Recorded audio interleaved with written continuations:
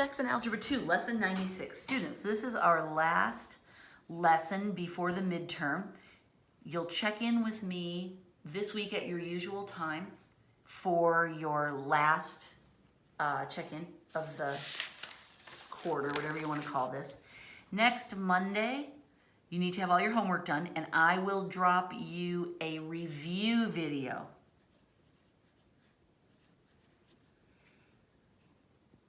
On March 28th. If you're a local student, I will bring you your test on Wednesday the 30th around noon to 1-ish, and then I'll come back and pick it up on Thursday a little bit later in the day. So this week is our last check-in. Then after you take the midterm, you'll have the rest of that week off, and then all of the next week off. April 4th is the Monday of spring break, so there will be no new lessons. On April 11th, that's the day that the new lesson will drop. It'll be lesson 97, and we'll kick off work on these. On April 11th, you do not have any homework due, right? Because you got a break, a literal break for spring break. So there's no homework due on the 11th, but look for new lessons to start then. And then we have 6 weeks before the final will be done before Memorial Day. Hallelujah.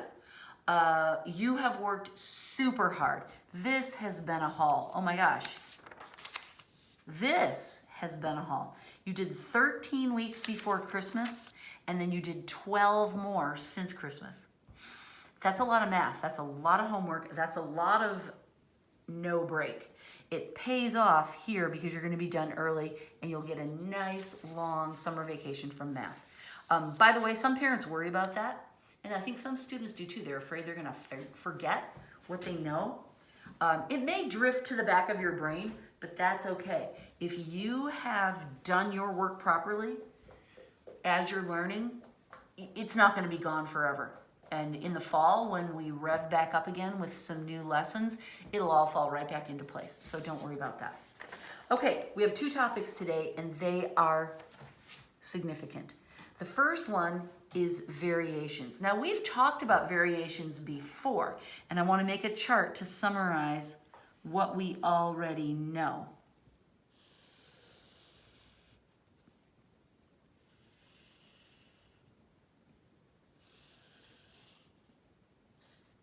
Draw yourself a nice big box.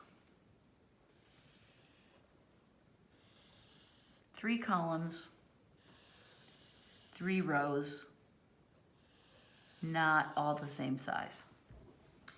Okay, what we learned way back in the beginning is that there are direct variations and there are inverse variations. Direct variations are when 2 things are happening in the same direction. As more toddlers come into the room, more and more and more toys get thrown on the floor. That's a direct variation. And the first way we learned to calculate these was through what we called a constant. And John sometimes calls it a variation, the variation method. I don't know about that. But what we learned is that you can write a little formula where the number of toys equals some constant times the number of toddlers. And we also learned that there's a thing called an inverse variation. As more teenagers come in the room, the amount of pizza available falls. And those we write as a fraction. These are both 2-step problems. We usually have to take one set of data and calculate the constant, and then we use the constant in step 2 to answer a question about something. Later we learned that there's another method. We call it the proportion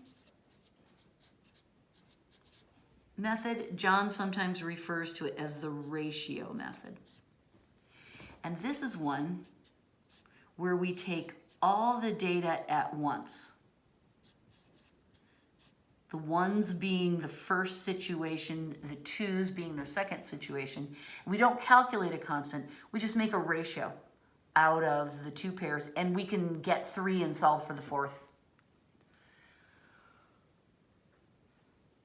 in lots of different ways. The inverse proportion looks slightly different. And what we do is we flip the B's, right? The 2 goes on top, the 1 goes on the bottom, vice versa. That's what's changed. The A's are exactly the same.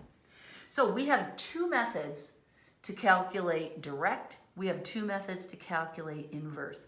At this point, you can use whichever one you want.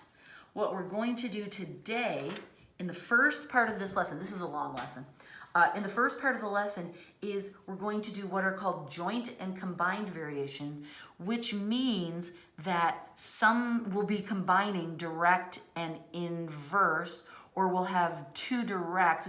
We're gonna mash up these a little bit. So let's try the first one. I have these written on another piece of paper, so I'm gonna flip away from this.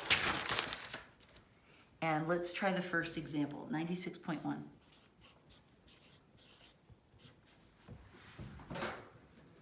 The number of girls varied inversely as the number of boys and directly as the number of teachers.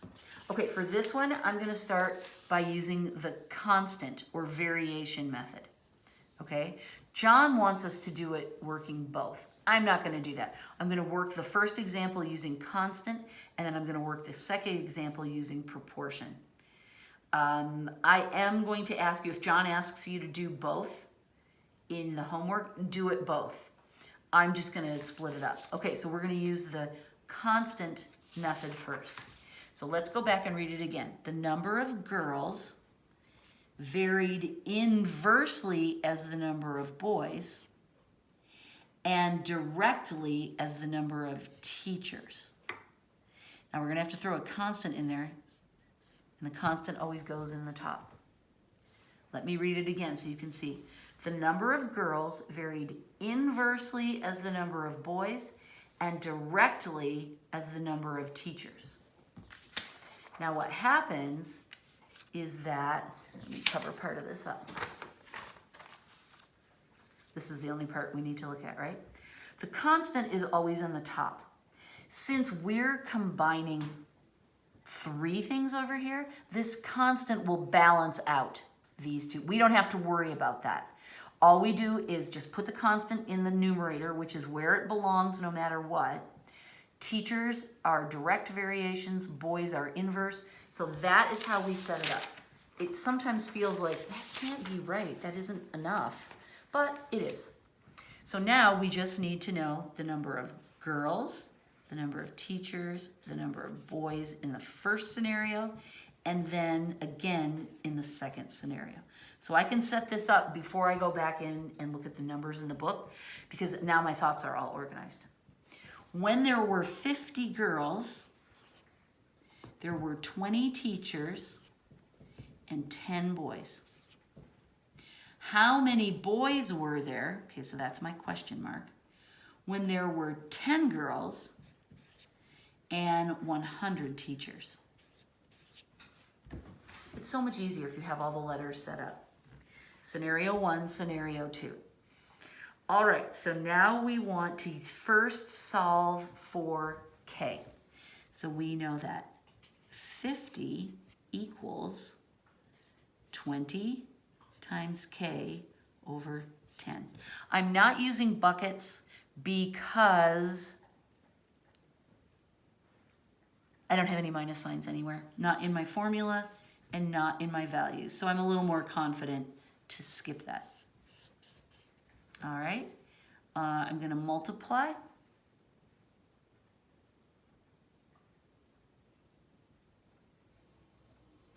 There's a couple ways I could solve it. What I wanna do is I wanna reduce, 20 over 10 reduces to 2. So I can say 50 equals 2K, and then I can divide by 2, and I can find out that my constant is 25. Beautiful. Now I'm ready to go down here to my second scenario, and I'm just going to draw a line so you can see it's the second scenario. And I will say the number of girls 10 equals the number of teachers, 100, times 25. I am using that because I have two numbers. I'm using the buckets because I have two numbers to multiply. Divided by B. Now I'd like to cross multiply, and I'll get 10B equals 2,500. Basic algebra, and I get that the number of boys in the second scenario equals 250. And that's the right answer. So in that case, we used the constant method, and we combined direct and inverse into one big formula. Okay, 96.2.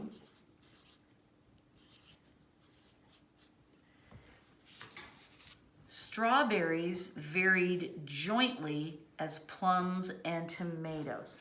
Now, this time, we want to use the ratio. John calls it ratio. I don't think that makes sense. One is a ratio. This, to me, is a proportion. Okay, so what we're going to say is that strawberries are varied with plums and also tomatoes. Everything's moving in the same direction. So what we can say is that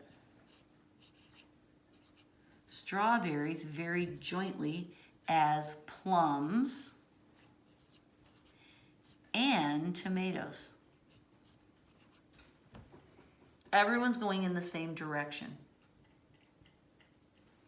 All right, this time we will not do it in 2 steps. We will just plug in everything that we know and solve for what we don't. But spoilers,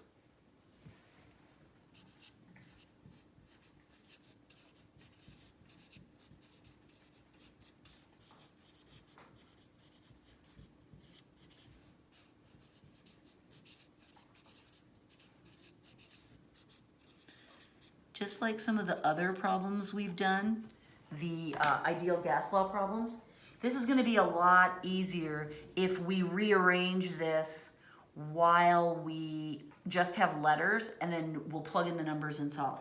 So we're going to solve the abstract equation first.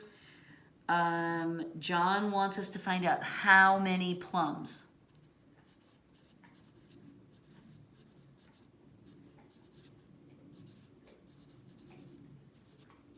I scan through the question, through the problem, and I look for the actual question, and that means that'll be our P2 variable.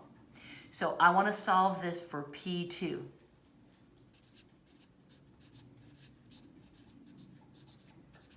So let's see, I'll cross multiply. So I'll get S1 P2 T2 equals S2. Right? See, I just cross multiplied first.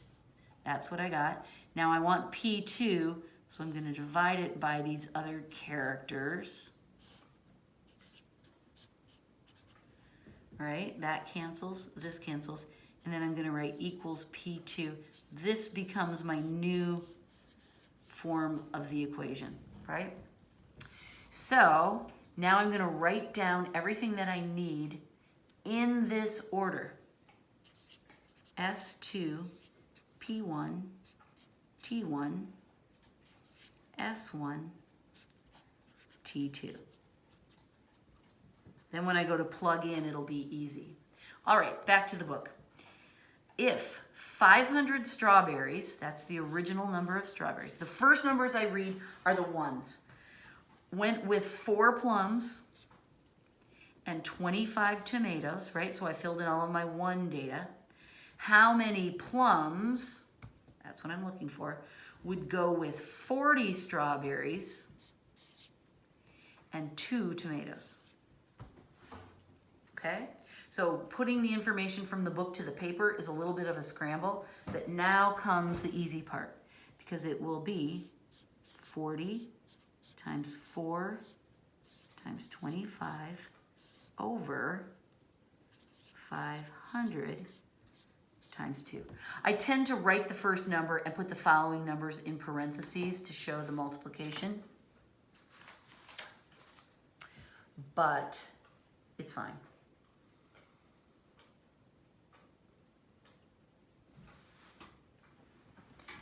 And now I'm ready to simplify.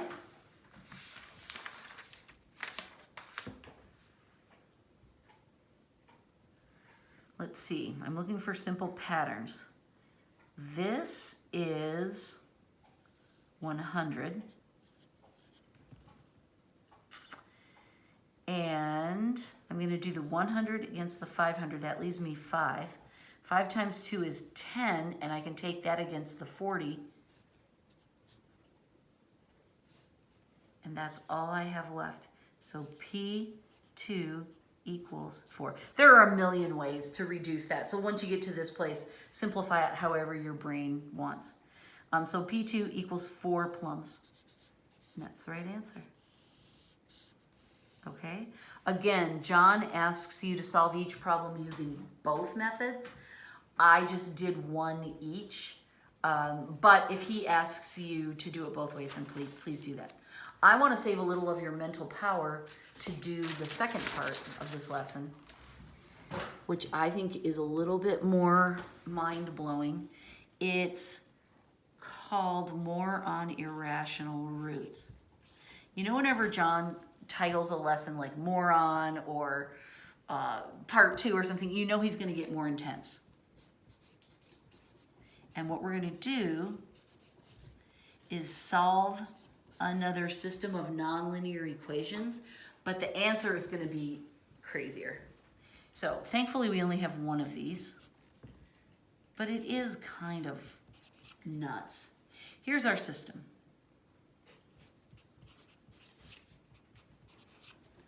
Okay, x minus 2y equals 3. That looks harmless enough. And xy equals 6. Again, that doesn't look terrible, does it? It should be okay. This is our system. And we're not even going to worry about the shapes of this. We can see that's a line. This is probably a hyperbola, but who cares? We know that the trick to this is to divide away the y. X equals 6 over y. And then plug this in for this, right? It's a substitution thing. Okay, so we'll do that. And we will get 6 over y minus 2y equals 3. Right, we sub that in for that. Beautiful. Okay, now we remember we want to get rid of this. We'll multiply everything by the least common multiple, which is y. These cancel. We get 6 minus 2y squared equals 3y. We shove everything to one side.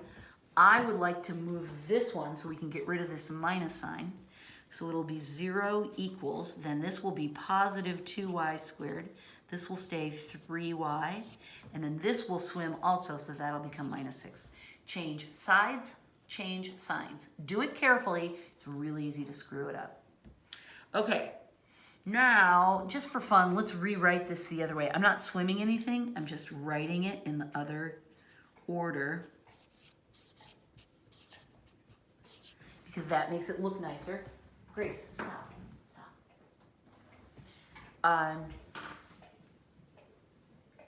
And here's where it comes out. We realize we can't factor this by inspection. We're going to have to go full man-eating dragon on this.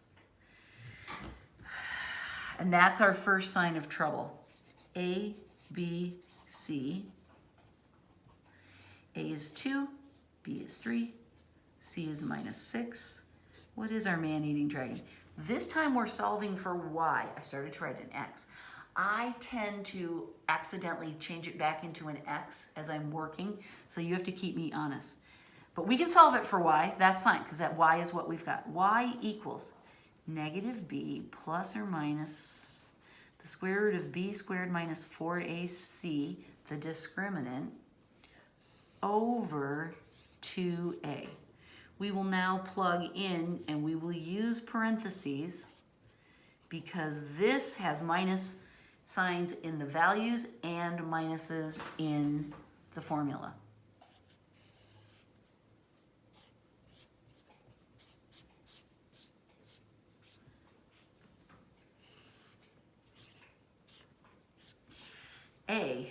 goes here and here.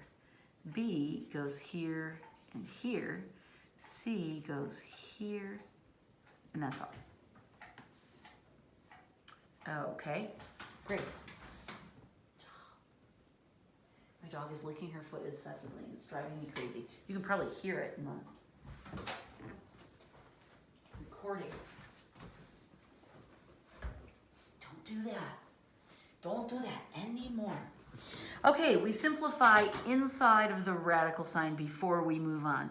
This will be 9 plus, this is a minus sign. Let's see, 4 times 2 is 8. 8 times 6 is 48. So that is 57, a big fat prime number. Okay, so I'm going to copy this to the next side. It's going to be x equals minus 3 plus or minus square root of 57 over 4.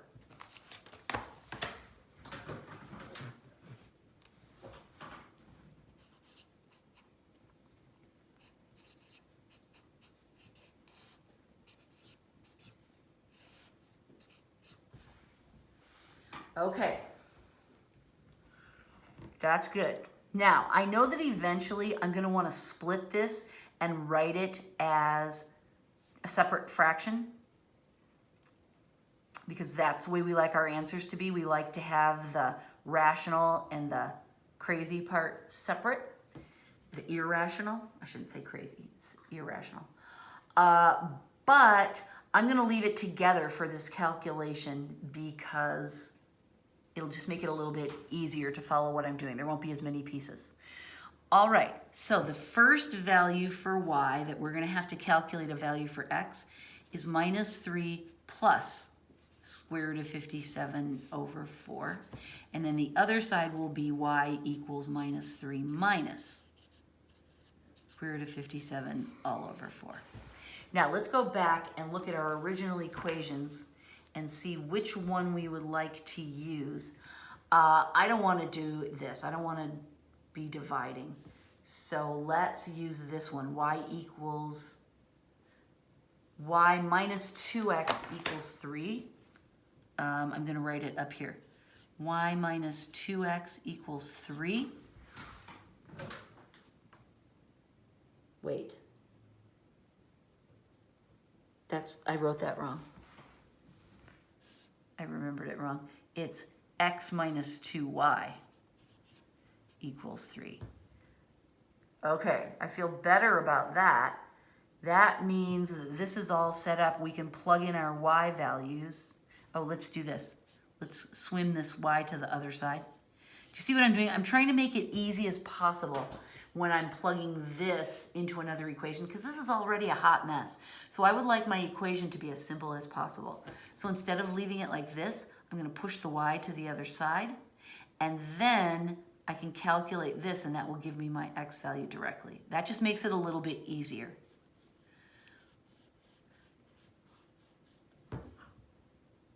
So what I have to do to calculate x, I have to multiply this whole thing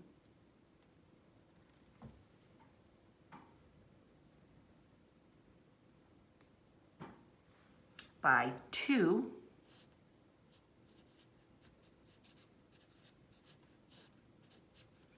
and then I have to add, oh, this is a plus sign, sorry, plus 3. Then I have to add 3 and it's got a denominator of 4, so I'm going to change it into 12 over 4. That's another way of saying 3, right? So here I need to multiply y by 2 and then add 3. Here I am multiplying by 2 and then adding 3. Then I have to do the same thing over here. Oh, this should be, no, this x is right. X equals 2 times this whole monster. This time with 2 minus signs, over 4. And then I have to add 12 over 4.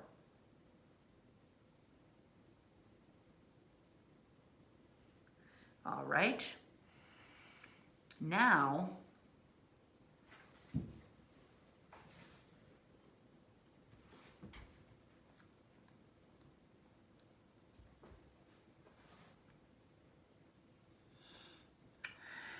as I multiply,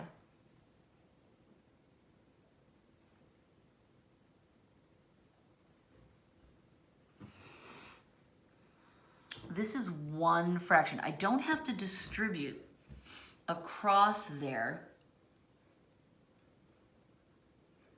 Yes, I do. The easiest way to do this multiplication is to cancel it against the 2, right? Cancel it against the 4 in the denominator. Sorry, I said that wrong, I think. That means I've changed my mind about this, haven't I? I don't want to make this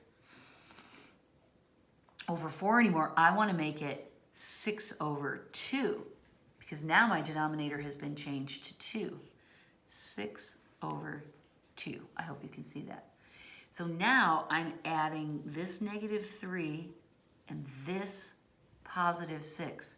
So x equals +3 plus the square root of 57. Now I'm going to split them out like that. My -3 turned into a +3 because when I added the 6, that went to a +3. Okay, now this x value, again, I'm going to take this -3 and I'm going to combine it with that 6, and that's going to give me a +3, but I'm subtracting the square root of 57, and now I'm going to split these into separate denominators.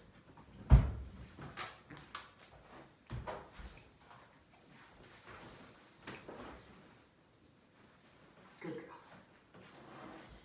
girl. Okay, so these have been properly split. These have not. I'm ready to write out my 2 points.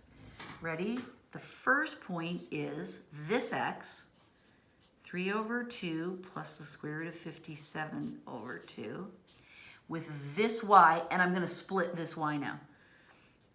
-3 over 4 plus square root of 57 over 4. Double checking to make sure I got it right. Yes, this is our first answer. And then our second answer, we'll start with the y. 3 over 2 minus square root of 57 over 2. And then the x value is -3/4 minus square root of 57 over 4. That is a lot. That is a very complicated, icky answer, isn't it? But it makes a certain amount of sense. We know that we were pretty sure we had a parabola and a line, right? So it would be points kind of like that, that these represent. The process was the same. We just ran into drama because we had to use the man-eating dragon to simplify the answer, and that created for us these lovely irrational roots, and it was just super complicated numbers, which fry your brain and make you feel confused, but the process isn't different, if that makes you feel any better, right? The steps are more or less the same. It's just a big, messy calculation. Guess what? That's the end of 96. Yay! No more new lessons until April 11th. But get pumped for that midterm. Remember, I will drop for you a video on March 28th that will tell you how to review for the midterm. If you are a YouTube student and you would like to take my midterm, I mean, it's really fun, I promise. Email me and I'll send you a PDF. Thank you. Goodbye.